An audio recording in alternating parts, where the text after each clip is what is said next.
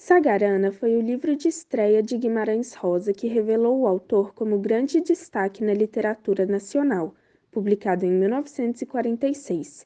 Compêndio de 9 contos longos, por vezes categorizados como novelas ou noveletas, a obra é toda situada no sertão mineiro, em esmiuçadas descrições de suas paisagens, revelando o vasto conhecimento que o autor tinha da região. Entretanto, não se trata de uma obra regionalista. Ainda que o regional tenha papel central em sua obra, as situações e personagens desenvolvidas por Guimarães Rosa vão do particular ao universal. Versam sobre as relações sociais, sobre o popular e o erudito, sobre o fantástico e o mágico, sobre as raízes da sociedade brasileira. Sagarana teve uma primeira versão intitulada Contos e enviada a um concurso literário no Rio de Janeiro em 1938, ficando o autor em segundo lugar e ainda desconhecido do grande público. Ao longo dos anos, o autor revisou, cortou alguns contos e reescreveu outros, de modo que a obra que hoje conhecemos ficou muito diferente da primeira versão. Foi preciso também rever o título, pois contos era denominação muito genérica, atribuída a obras diversas. Rosa, então, opta por uma junção de palavras. Saga, palavra de origem germânica que significa conjunto de histórias ou lendas da tradição oral, e rana, sufixo tupi que significa a maneira de. Esse jogo com a linguagem, que cria e recria palavras, é uma marca estilística do autor, e por sê-la é uma das grandes presenças na obra, desde o próprio título. Rosa procurava romper com o automatismo da língua. A palavra literária não deve ser utilitária, mas remodelada, reconstruída para retomar sua significação poética. A dimensão lendária e mítica das sagas mostra-se, ao longo das histórias, na presença constante da superstição, da sabedoria popular e proverbial, da ambientação fantástica e mágica. Mitos indígenas e de origem africana convivem com crendices populares, em que as aparentes desrazões do homem simples do sertão são apresentadas ao leitor como temática de alta literatura. Ambientado integralmente no sertão mineiro, a paisagem é uma das personagens principais das narrativas, ao lado do minucioso trabalho com a linguagem. Centenas de espécies de animais e plantas são descritas com precisão e é baseado na abordagem detalhada do regional que Rosa busca atingir questões universais, como a formação da sociedade brasileira. As 9 histórias de Sagarana envolvem os temas das questões sertanejas, da fome, da violência, principalmente da violência contra a mulher, das vinganças, da jagunçagem, de um Brasil de dentro, desconhecido das instituições e das leis por escrito.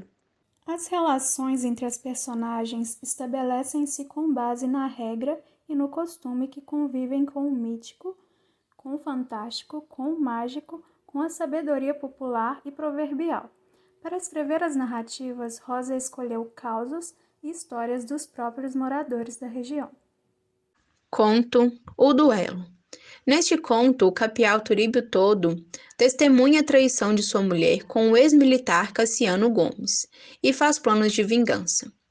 Contudo, percebendo que Cassiano era mais forte, Turíbio decidiu matá-lo em outra ocasião, covardemente com um tiro pelas costas. Porém, não obteve êxito. Matando o irmão de Cassiano, Turíbio foge e assim começa a perseguição. Durante toda a caçada, Cassiano e Turíbio não se cruzam uma só vez.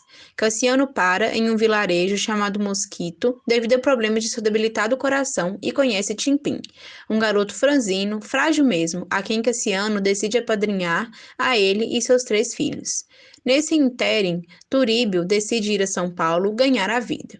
Cassiano vem a falecer, mas Timpim, também conhecido como 21, promete que vai matar Turíbio todo.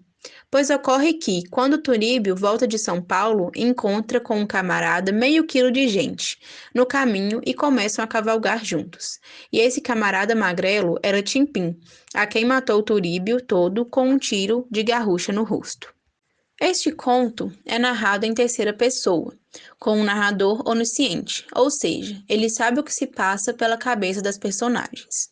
Porém, com alguns diferenciais, como o toque de humor de Guimarães Rosa, o estabelecimento de diálogos com o leitor, a mesclagem entre o que se narra e a fala de algumas personagens, opiniões pessoais do narrador em determinadas situações, dentre outros. A linguagem utilizada não é difícil nem rebuscada, mas sim possui recriações, invenções e resgates que levam o leitor a constantes redescobertas. Guimarães Rosa era um artesão da língua, trabalhava as palavras como ninguém, a fim de transmitir profundidade à mensagem que desejava. O humor está presente em toda a obra, em tom, muitas das vezes, satírico. O maior exemplo é a personagem Silvana, esposa adúltera de Turíbio Tudo. Primeiramente, o narrador a descreve como tendo grandes olhos bonitos de cabra tonta. No decorrer do conto, o narrador volta a repetir essa mesma sentença, causando uma impressão humorística na história. Turíbio todo estava com saudade da mulher. Dona Silvana, aquela mesma que tinha belos olhos grandes de cabra tonta. Mas Turíbio tinha de fazer ainda um dia a cavalo e estava com pressa, porque Silvana tinha os olhos bonitos, sempre grandes, de cabra tonta. A trama se desenrola de maneira linear durante todo o conto e se passa na década de 30, mais especialmente em 1937, com o cenário Arraial de Vista Alegre, no interior de Minas Gerais. Agora eu vou falar sobre o resumo do conto Corpo Fechado. Como dito anteriormente, o conto é narrado em primeira pessoa por um médico de um vilarejo do interior. A amizade do narrador com Manuel Fulô nasceu do nada. Solidificou-se quando o narrador descobriu que Manuel comia cogumelo com carne. Manuel Fulô gostava de moças, de cachaça e de conversa fiada. Beija-Flor, sua mula, era o seu maior orgulho. Quando Manuel Fulô ficava bêbado, e isso acontecia todos os domingos, atracava seu pescoço de beija-flor, e a mula levava-o com todo cuidado.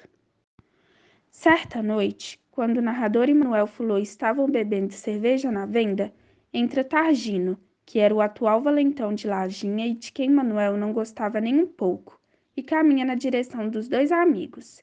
Ele queria falar em particular com Manuel Fulô.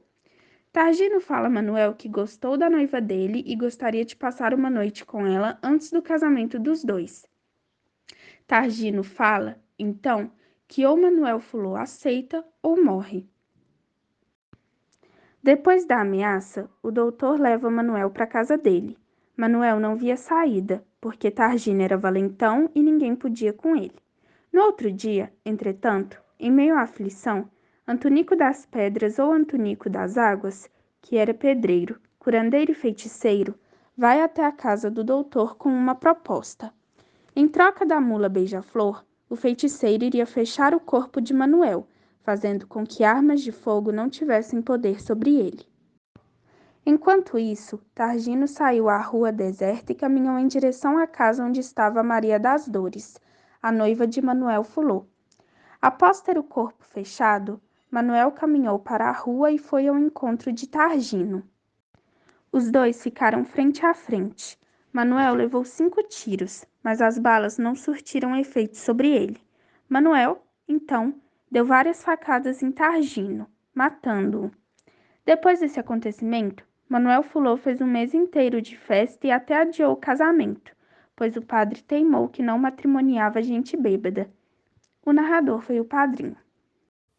Conto A Hora e a Vez de Augusto Matraga. Augusto Esteves manda e desmanda no pequeno povoado em que vive. Pródigo, com a morte do pai, perde todos os seus bens. Certo dia, Kim Recadeiro dá-lhe 2 recadas que alterarão sua vida. Perder os capangas para seu inimigo, o Major Consilva, e a mulher e a filha, que fugiram com Ovidio Moura. Augusto Esteves vai sozinho à propriedade do Major para tomar satisfação com seus ex-capangas. O Major Consilva ordena que Nhô Augusto seja marcado a ferro e depois morto. Ele é espancado à exaustão. Depois, os homens esquentam o ferro usado para marcar o gado do Major e queimam o seu glúteo. Augusto, desesperado, salta de um despenhadeiro. Quase morto, o protagonista é encontrado por um casal de pretos que cuida dele e chama um padre para seu alívio espiritual. Nho Augusto decide que sua vida de facínora chegará ao fim. Recuperado, foge com os pretos para a única propriedade que lhe restara, no Tombador. Trabalha de sol a sol para os habitantes e para o casal que o salvara, em retribuição a tudo que fizeram por ele.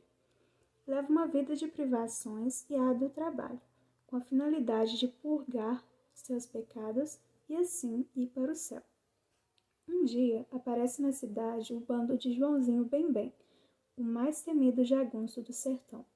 Nho Augusto e o famigerado jagunço tornam-se amigos à primeira vista, e depois da breve estada, despedem-se com o pesar. Com o tempo, Nho Augusto resolve sair do tombador, pressentindo a chegada da sua hora e vez. Encontra-se por acaso com Joãozinho Bem-Bem, que está prestes a executar uma família como forma de vingança.